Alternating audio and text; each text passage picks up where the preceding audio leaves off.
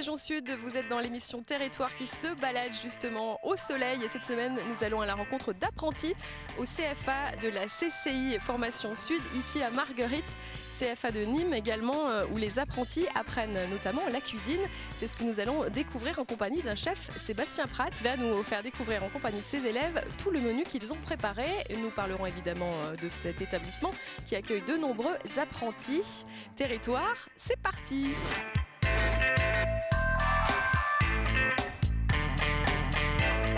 Je suis en compagnie de Monsieur Marchelec. Présentez-nous en généralité cet établissement. Combien de formations vous proposez? Combien d'élèves sont ici? Alors il y a une petite trentaine de formations différentes, de métiers différents sur plusieurs niveaux. Vous sentez un nouvel engouement pour les jeunes, pour l'apprentissage? Oui, il y a un réel attrait alors qui se développe de plus en plus, y compris sur les niveaux post-baccalauréat. C'est un petit peu ce qui tire les effectifs de l'apprentissage actuellement. Les jeunes qui, après le bac, voire après un BTS, se disent l'apprentissage c'est peut-être une bonne solution pour mettre un pied à l'étrier, un pied dans le monde professionnel, parce que l'apprentissage c'est avant tout un accélérateur d'insertion professionnelle. Forcément, on apprend un métier, donc on est sûr peut-être après, par la suite, de trouver justement un métier. Voilà, on apprend un métier, on est dans une entreprise, on a un patron, on sait ce que c'est que les horaires, le travail, etc. Et donc, effectivement, on est beaucoup plus vite inséré professionnellement. Alors, on parlait d'engouement et notamment autour de la cuisine, puisqu'on a vu beaucoup d'émissions de télé fleurir autour de ça et on sent que les jeunes sont vraiment attirés. Donc nous, justement, dans cette émission, nous allons aller dans les cuisines avec des CAP deuxième année. On se retrouve plus tard peut-être pour la dégustation. Très bien, je vous remercie. La CCI Formation Sud CFA Languedoc-Roussillon compte 9 établissements dans la région. 62 diplômes du CAP au Bac+5 sont dispensés dans ces différents centres. Chaque année, près de 4000 apprentis se forment dans divers secteurs comme l'hôtellerie, le tourisme, la vente, la santé ou encore la restauration. C'est à cette dernière catégorie que nous nous intéressons.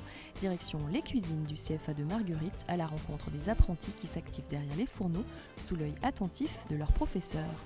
Bonjour. C'est vous qui donnez les cours au CAP deuxième année ici au centre. Alors comment ça se passe? Quel est le programme ce matin? Ce matin donc, on est sur des classiques. On fait la pâte à choux, on fait habiller une sole, lever des filets. Donc là on va pouvoir participer à l'élaboration avec les élèves et c'est relativement intéressant. Alors ils sont en deuxième année, ça leur donne déjà un peu plus de rigueur et de niveau par rapport à la première année. Et moi je suis en tant que remplaçant, je officie aussi en première année, en deuxième année, en mention complémentaire de dessert en restaurant. Sébastien Rat est professeur mais également chef, spécialisé dans la pâtisserie. Il aime inculquer son savoir-faire et transmettre sa passion pour ce métier exigeant. Traiteur, il exerce à domicile ou à l'atelier gourmand qu'il a créé à Saint-Privat-les-Vieux près d'Alès. Il y propose d'ailleurs des cours de cuisine, autant dire que la transmission, c'est son dada. Surtout ne pas faire trop réduire cette matière-là. C'est relativement très agréable pour moi, j'adore la pédagogie et enseigner, je trouve quand même que ça fait partie d'un vrai vécu humain. J'adore ça, je vis ça avec beaucoup d'enthousiasme. Alors, combien d'élèves ce matin? Alors ce matin on a à peu près une dizaine d'élèves, c'est à peu près nos classes, il ne faut pas avoir beaucoup plus. On est sur des classes pour donner une moyenne entre 8 à 14 élèves maximum, ce qui permet de vraiment pouvoir les accompagner et de suivre bien sûr une bonne évolution. Alors, le but de ces cours c'est forcément des apprentissages et là ils vont apprendre plusieurs choses qu'ils ne savent pas j'imagine aujourd'hui ce matin. Alors il y a des choses qui vont me voir un petit peu en révision. Ce qu'il faut savoir c'est que c'est des apprentis donc ils ont quand même des techniques avec les entreprises en parallèle. On n'est pas les seuls à leur faire voir les bases. Nous on est là pour renforcer un petit peu parce que c'est sûr qu'en entreprise vous le savez on a toujours moins de temps à consacrer à son apprenti. Donc là nous on reprend un petit peu les bases, on insiste sur la propreté, sur l'hygiène et puis après ils ont quand même un minimum de vécu, c'est pas du tout nouveau pour eux. On incorpore les œufs un par un, il faut vraiment bien les faire rentrer. Comment ça se passe pour eux? Ils ont une semaine en centre et le reste du temps chez leur employeur? Voilà, donc ça dépend à peu près, c'est 3 semaines, une semaine et ça leur permet justement de pouvoir lâcher un peu l'école, retrouver le vif du travail. C'est vrai que quand on est dans le côté scolaire c'est intéressant, mais être dans ce système-là je trouve que c'est mieux parce qu'on s'insère vraiment dans la réalité. Vous savez, une école c'est toujours une part de fiction, une part de théorie et je trouve que le moyen du CFA est le meilleur pour insérer dans la vie aujourd'hui de ce métier qui est quand même un métier assez compliqué en soi. Alors quel va être le menu justement aujourd'hui? Alors le menu aujourd'hui, je revisite toujours un peu les classiques, je respecte bien sûr leur technique et on va voir en entrée un œuf poché sur un velouté de topinambour vanillé avec une chips topinambour sans huile. Donc c'est vraiment une chips de côté diététique, c'est séché au four. Et vous allez avoir un caramel de balsamique qui va donner un côté un peu épicé. Le plat principal sera une sole roulée façon maquis, avec un travail autour du légume un peu provençal, tomates confites, on va faire une base de sauce vierge. Et côté après dessert, on va faire un chou façon Michalak avec un craquelin version crumble sur le dessus. Et on va le fourrer d'une mousse au chocolat, alors à ma façon, et on va faire une petite sauce caramel pour trancher tout ça. Ça fait envie. Allez, on y va, chef. Merci, allez, c'est parti. Parti, on travaille.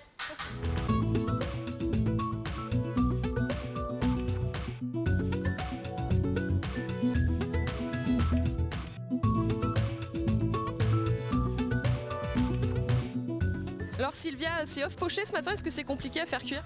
Non, ça va, ça met 1 heure, 1 minute 30. Une heure, ce serait long, hein? Ouais, 1 minute 30. Et il faut qu'il soit blanc autour. Et Alors c'est quoi la difficulté? Il faut vraiment le surveiller là pendant toute la durée de la cuisson? voilà, il faut envelopper l'œuf de son blanc. Et après, on le met directement en eau froide. Bon alors il est comment là? Pas loin d'être fini? Impeccable. Vous le mettez à l'eau froide du coup? Oui, après, directement dans les glaçons. Pour le rester figé. Ça il est plus dur et il reste bien en place dans l'assiette. Voilà, pour qu'il soit bien joli dans l'assiette.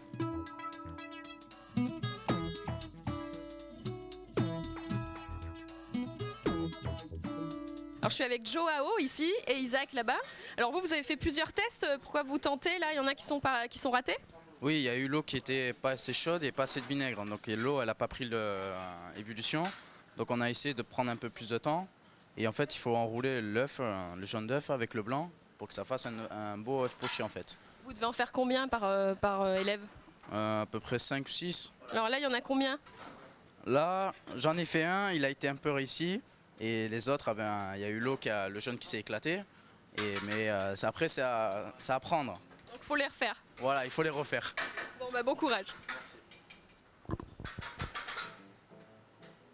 Alors Mickaël, c'est vous le roi des œufs pochés, il paraît.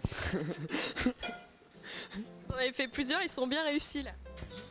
J'en ai déjà fait. C'est quoi la technique alors pour vraiment bien les réussir? Bien tourner et mettre l'œuf dans le trou. Alors, c'est de l'eau et du vinaigre? Oui, avec du sel, j'aime moi. Vous n'avez pas de chrono là, vous le faites à l'œil alors? Oui, je calcule un peu. Vous comptez dans votre tête? Non, je regarde qu'il soit bien comme il faut et après je les sors. Ils sont pas mal là quand même. Alors Sébastien, ça va être la sole après l'œuf poché. C'est quoi la difficulté là pour les élèves? Alors nous on a préparé hier en fait déjà l'habillage, donc la préparation du poisson en entier. À partir de là on leur a fait lever les filets. Donc ça c'est vraiment délicat, surtout que la sole, il n'y a pas de grand filet. Je m'excuse mais je vois une casserole qui ne va pas. Oh là, ça brûle. Être chef c'est On va super. avoir l'œil partout. Voilà, l'oreille qui m'a appelé disons à la casserole qui commençait à faire un drôle de bruit. Bon on a évité la catastrophe, tout va bien. Ça va. Alors je disais oui, la difficulté sur les filets de sole c'est que ce sont des filets, comme vous le voyez c'est très fin, c'est très petit. Donc ça demande vraiment une rigueur. Si vous donnez un coup de couteau, ça ne pardonnera pas, ça se verra de suite. Donc voilà, après le travail il est à faire sur ça. Et là maintenant, je vais les rouler façon maquis dans une petite pâte japonaise. On va le faire, c'est une feuille d'algue et on va faire ça tout de suite derrière. La première chose à faire, c'est réhydrater la feuille d'algue. Vous avez tous fait des sushis, des choses dans ce style. Voilà, c'est le même principe. Alors simplement une petite réhydratation, ça suffit. Je la pose sur mon plan de travail. Je viens récupérer un de nos filets, un tout petit peu d'assaisonnement. Donc un tout petit peu de sel, un tout petit peu de poivre. C'est réhausseur. Donc là je viens découper sur la partie à côté. Et on va simplement rouler. C'est vraiment une étape très simple qui va donner une belle allure. Et comme ceci, le produit fini. C'est bon pour tous? Oui, chef. Allez, c'est parti.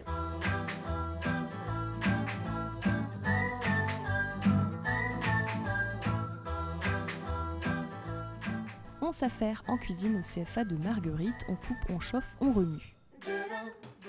Alors Kevin, c'est la pâte à choux là que vous êtes en train de préparer. Oui, tout à fait. Alors c'est quoi le principe? Qu'est-ce que vous avez mis dans votre casserole? Alors dans la casserole, il y a de l'eau, du lait et du beurre. Et ensuite, on incorpore la farine pour faire la consistance de la pâte à choux. Vous avez bien écouté les recommandations du chef, faut pas laisser trop chauffer le lait, hein, c'est ça? Non, pas trop. Ça réduit et du coup les ingrédients, c'est pas la même quantité. Ça fausse la recette, on va dire. Vous en aviez déjà fait des choux? Oui, une fois, il y a longtemps, mais ça m'est déjà arrivé. Vous remuez combien de temps? Juste pour la sécher. On va voir s'il a suivi. Alors, à quoi je vois que je peux arrêter de dessécher? Quelle est l'action qui fait qu'on arrête de dessécher? Voilà, donc ni ça colle à la spatule, ni à la casserole, on est d'accord. C'est bon, il a tout compris, tout va bien. Donc là, c'est impeccable. Bon, il va bien monter celui-là, je pense. Normalement, oui. J'espère bien. On ira voir à la sortie du four. Travaillez là encore 2 minutes comme ça, regarde, mettez un œuf. Et le plus important, c'est d'incorporer son premier. Quand on a bien incorporé le premier, le deuxième, il doit y aller tout seul. Mais ne mettez pas les deux d'un coup, sinon vous allez faire saturer, ça va pas rentrer. C'est comme le principe. Les élèves suivent les étapes énoncées par le professeur, le résultat s'avère plus ou moins bien réussi et parfois, bien malgré eux, certains élèves obtiennent la pâte parfaite. Alors chef, il y a 2 élèves là, Christophe et Morgane, qui viennent d'amener leurs pâtes, mais elles sont pas du tout pareilles. C'est laquelle la mieux? Alors, aspect visuel, vous voyez celle-ci est quand même beaucoup plus brillante et beaucoup plus lisse. Celle-ci, on dirait qu'elle a tendance à avoir un peu des grumeaux. C'est faux, c'est qu'en fait elle est sèche. Donc là, on peut y encore incorporer un demi-œuf de plus, ce qui va la rendre plus développée. Donc c'est Elle aura là une meilleure texture. Alors, celle d'à côté, elle est pour moi optimale. Comme vous le voyez, on a quelque chose de relativement blanchi. Et avec un demi-œuf de plus par rapport à la recette de base, on va avoir un chou qui va développer un peu plus. Donc là, ce sera meilleur. Morgane, bravo hein. Merci. On va avoir besoin d'une poche à pâtisserie, d'une douille non cannelée. Ça, c'est vraiment important. D'un format, disons là, c'est le plus petit format. Il faut vraiment pas avoir plus petit. Donc là, simplement, on va dresser les choux, les coucher sur un papier cile-pâte. Papier cile-pâte qui me permettra de ne pas mettre de graisse et qui va nous permettre une cuisson idéale. Vous êtes dans les temps là? Oui, on est dans les temps, ça va. On a fait une belle préparation hier après-midi. On a fini un tout petit peu plus tard, mais c'est le secret de la réussite. Vous avancez un peu la veille. Oui, voilà, vous savez, dans notre métier, il ne faut pas trop compter ses heures. Il faut aller sur l'objectif. Une fois que l'objectif est rempli, on peut passer à la journée du lendemain. Voilà, c'est l'essentiel. Alors, je remplis ma poche.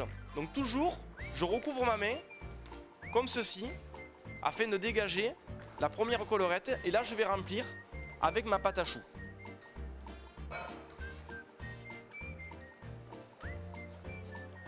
Remplis toute la poche du coup. Oui, oh là, avec le petit appareil, on peut quasiment la remplir. Par contre, une poche, ça ne se remplit jamais plus qu'à la moitié. Sinon, après, c'est un excès et ça ressort autant en haut qu'en bas, c'est pas très chouette. Voilà. Là, le but, c'est qu'on reste vraiment en bas. Vous voyez, je vais donner par ce geste-là toute la concentration à la base. Et là, en quart de tour, on vient serrer, on vient verrouiller la poche. Et regardez, vous pouvez toucher. C'est relativement compact et c'est parfait. Alors, au début, il y aura quelques petits trous d'air. Une fois que c'est passé, on pourra être régulier dans notre dressage. Alors, Morgane, vous allez revenir avec moi. Elle est ravie de revenir avec moi. On voit, oui, elle est très contente. Elle est ravie.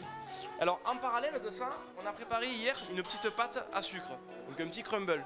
Donc là simplement, on va le décoller et ça va nous servir en fait de couvercle sur la pâte.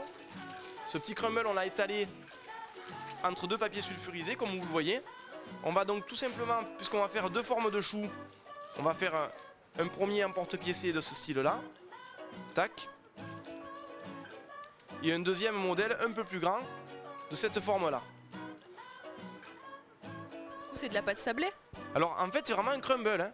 Pour vous donner la recette et pour rien cacher, c'est vraiment un temps portant, sucre, semoule, cassonade avec farine et un peu de beurre. Voilà, et au temps portant. Donc là après on va décoller la petite pâte. Et ça on le mettra, une fois qu'on a dressé notre chou, par-dessus comme si c'était un couvercle.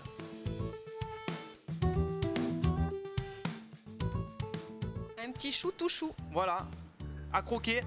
Et Morgane, elle essaye pas là? Si, je vais lui faire juste derrière. Là, c'est pour vous donner un exemple. Donc ça, c'est les petits choux. Après, on va avoir besoin d'un chou supérieur. Donc je vais le montrer ici. Et tout ce que je fais là, je vais pas le valider. Parce que la pâte à choux, ce qui est vraiment un avantage par rapport à d'autres pâtes, c'est qu'il faut pas trop travailler afin de pas trop lui donner de corps et de perdre la texture. Et bien là, je peux la retravailler autant de fois que je veux. Donc là, je vais tout récupérer. Je vais tout remettre ici. Et c'est pas à moi de faire le boulot. Hein. Voilà. Je me disais aussi. Oui, tout à fait. Non, là, Pas le chef qui travaille. je vous donne une façon de faire et je leur donne surtout un exemple, c'est le but que je sois ici. Après j'enlève tout de ma plaque, je remets ici et puis c'est à Morgane ou à quelqu'un d'autre de prendre le relais. C'est dommage, ils sont beaux quand même. Hein. Vous avez la taille supérieure, donc le fameux deuxième chou. Et ce qu'il faut faire attention, c'est qu'un chou développe, donc il faut surtout pas qu'il soit collé. Je prends pas de risque, vous voyez, il y a à peu près 2 doigts qui sont entre les deux, je prends pas de risque. Le minimum c'est au moins un doigt, à peu près La distance de sécurité. C'est ça, c'est la valeur à respecter pour pouvoir pas avoir d'accident. Donc là simplement je vais finir en mettant mon petit couvercle de crumble et puis j'enlève tout et je laisse les élèves faire. D'accord, on va voir ça. On va voir s'ils sont aussi doués que vous. Vous en aviez déjà fait des choux? Oui, une fois, ouais. L'année dernière. La pâte, elle était super belle, hein. Oui, je sais. C'est un coup de main à prendre, là, c'est pas forcément évident. C'est quoi le plus dur? De mélanger en même temps tout, quoi. Parce que c'est le plus dur et ça fait mal au bras à force. Bah, ils sont mignons, ces petits choux.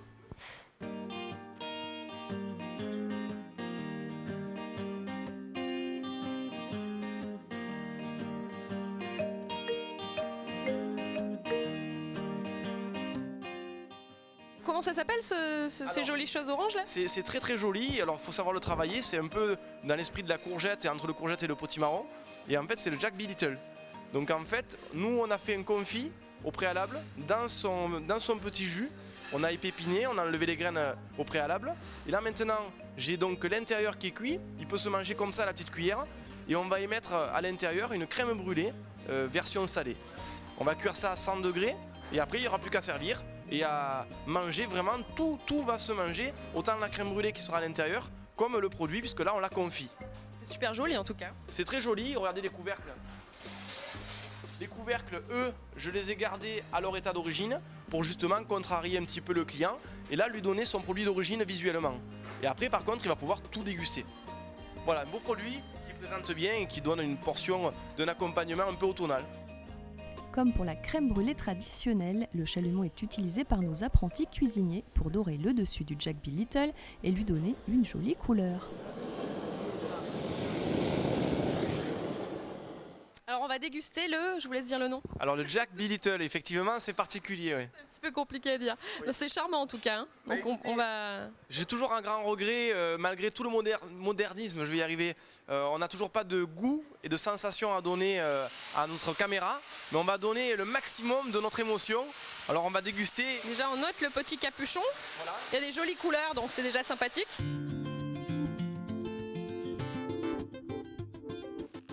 Alors, quelle est votre sensation? C'est très doux, on sent plein de saveurs différentes, alors j'aurais du mal à dire lesquelles, mais... Les textures, le mélange de la texture là, très légère comme ça, et puis le côté un petit peu plus dur, voilà, ça c'est très sympathique. Au point de vue des goûts, c'est un petit peu autour du curry, de la noix de muscade, et vous allez trouver, disons, un mélange, au point de vue de la chair, entre la courgette et la courge. C'est une mini soupe revisitée, et au point de vue des quantités, c'est très honnête.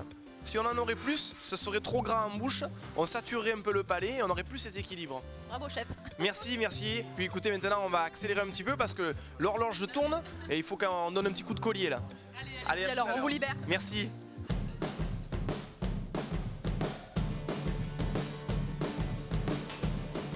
Le service de midi va bientôt débuter. Le restaurant est ouvert au public sur réservation et nos apprentis cuisiniers vont devoir gérer comme de vrais chefs toutes les étapes de la préparation au dressage des assiettes. Un travail en équipe grandeur nature, comme dans n'importe quel restaurant. En salle, les apprentis serveurs prennent le relais. Je suis maintenant en salle avec Olivier Roland, bonjour. Bonjour. Vous êtes formateur, Sud Formation, c'est comme ça qu'on appelle l'établissement? Tout à fait, Sud Formation de Nîmes, de la CCI de Marguerite et en tant que formateur. Alors vous formez plus spécifiquement justement les gens qui vont faire de l'hôtellerie ensuite et du service en salle? Que du service, donc on les forme à tout ce qui est l'accueil, tout ce qui est le sourire, les présences, le service en lui-même de la salle, quoi.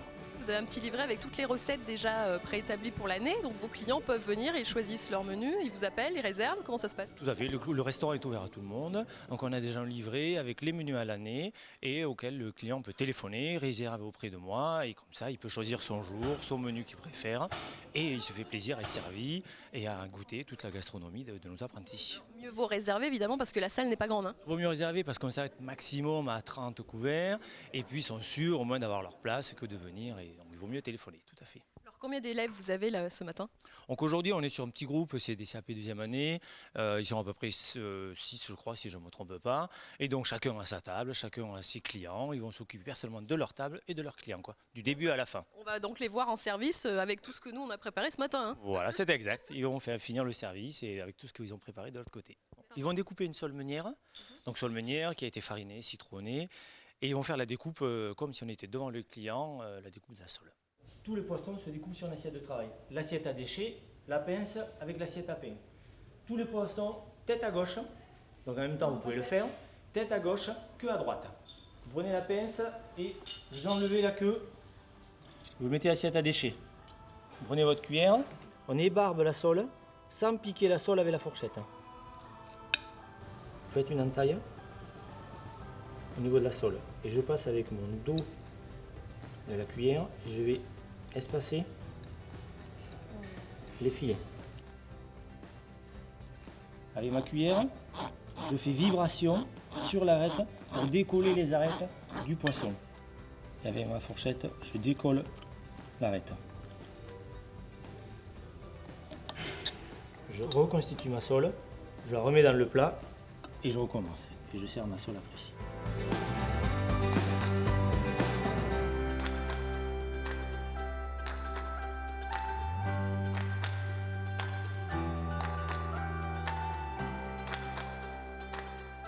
Retour en cuisine où chaque geste précis est minuté dans un laps de temps très court. Les cuisiniers en herbe doivent déposer les ingrédients, conserver une bonne texture et une température idéale et enfin dresser le plat le plus joliment possible pour le plaisir des clients qui attendent de déguster leur commande en salle.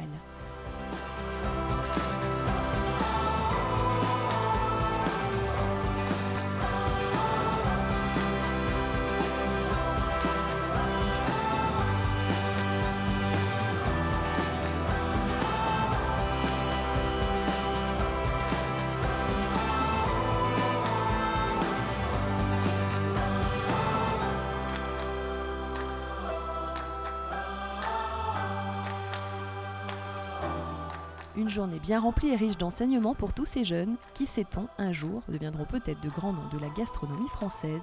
C'est tout le mal que l'on peut leur souhaiter. Des dizaines de formations sont dispensées ici dans cet établissement à Marguerite, également à Nîmes. Vous pourrez apprendre un métier en hôtellerie, en restauration, également en cuisine pour tous les apprentis en herbe qui souhaitent apprendre un métier. C'est ici qu'il faut se donner rendez-vous. Nous, on se donne rendez-vous dès la semaine prochaine dans Territoire pour de nouvelles aventures. Je remercie Frédéric Siller qui a signé les images et goûté tous les plats. Évidemment, vous vous en doutez, c'est un gourmand. On se retrouve samedi prochain à 20h30 et une rediffusion le dimanche. Ne la ratez pas si vous avez loupé le samedi. Vous avez d'autres rediffusions toute la semaine. Bonne semaine à tous. Retrouvez-nous également sur notre site internet www.tvsud.fr ou lcm.fr. Bonne semaine, bon week-end et régalez-vous de nos émissions. À bientôt.